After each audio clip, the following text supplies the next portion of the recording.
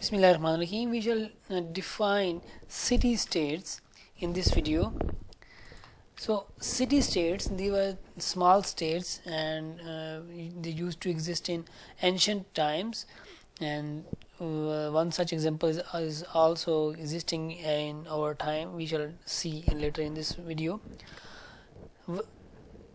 City states were small, they were self-governing, and they were independent. So city states were small, self-governing and independent, and they had some urban conurbations, and they had agricultural land to do some agriculture, and they could engage in trade and war. So this is the definition of a city state, that it was small, self-governing, independent, urban population which had some agricultural land and could engage in trade and war with other city states. The examples are city states of ancient Greece like Athens, Sparta, Middle Ages, Bremen, Hamburg and Danzig of North German cities, and republican cities like Venice, Genoa and Pisa. And contemporary city state, we have Singapore. Singapore is a city state which was a city and is a city, but it also is a